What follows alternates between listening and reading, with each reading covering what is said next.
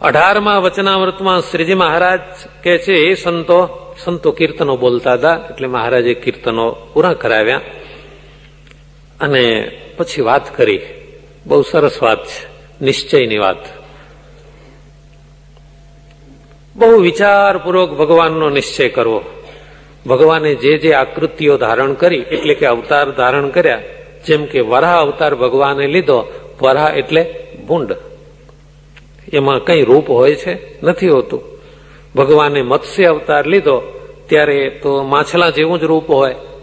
કચ્છા અવતાર લીધો એટલે ભગવાનની આકૃતિ કાચબા જેવી જ હોય.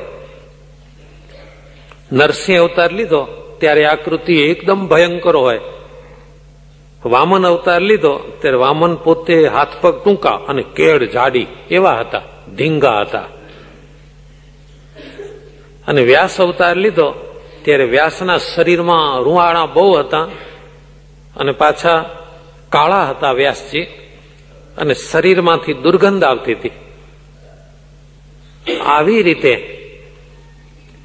ભગવાને જે જે આકૃતિઓ લીધી, હવે એ વખતે જે ભક્ત હશે,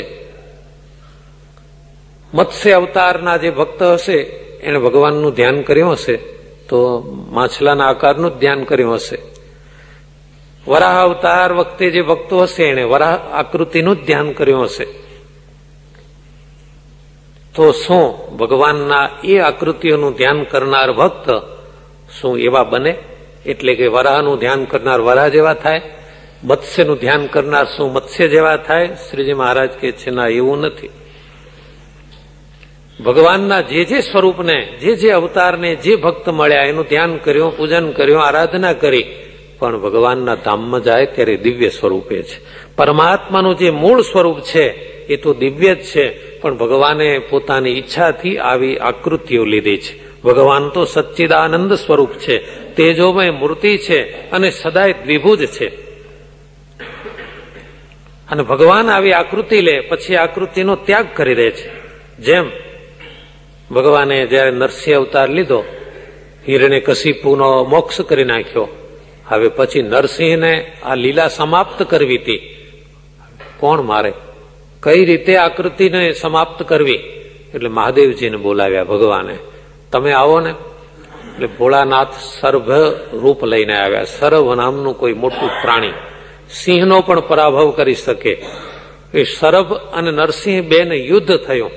એવું યુદ્ધ થયું કે પરસ્પર બે ઘાયલ થઈ અને બંને પોતાની આકૃતિઓ સ્વરૂપો છોડી દીધા. જ્યાં નરસિંહજીએ લીલા સમાપ્ત કરી એ નારસિંહ શિલા કહેવાય છે. અને ભગવાન ભોળાનાથ જે સર્ભનું રૂપ લઈને આવ્યા હતા, એને સર્ભનું શરીર છોડી દીધું. એ સર્ભેશ્વર મહાદેવ કહેવાયા. માટે હે ભક્તો, સાવધાન થઈને એ રીતે વિચાર કરવો કે ભગવાનને જે ભાવથી ભજો, પરંતુ ભગવાન તો દિવ્ય સ્વરૂપ છે. પતિ ભાવે કોઈ વરા ભગવાનને ભજે તો શું એ ભૂંડણ થાય? ન થાય. સખા ભાવે ભજે શું ભૂંડ થાય? ના. તો ભગવાન દિવ્ય છે, સદાય સાકાર છે. એમનું દિવ્ય સ્વરૂપ ભગવાન પોતાના ધામમાં અખંડ બિરાજે છે. એ મૂળ સ્વરૂપનો ત્યાગ કરીને ક્યારેય આ ધરતી ઉપર પધારતા નથી. આવું સમજે તો એને ભગવાનના કોરનો સદાય આનંદ રહે છે. અને જેને આવી સમજણ ન હોય એને વિચાર આવે કે આની કોરનો પક્ષ રાખે છે, અમારો પક્ષ રાખતા નથી, આમને વધુ બોલાવે છે ને અમને બોલાવતા નથી, આમના ઉપર વધુ હેત છે ને અમારી ઉપર નથી. આવો મનુષ્ય ભાવ આવે છે. ભગવાન ઉપર તો ક્યાં, પણ ભગવાનના ભક્ત ઉપર પણ ક્યારે મનુષ્ય ભાવ ન પરઠવો.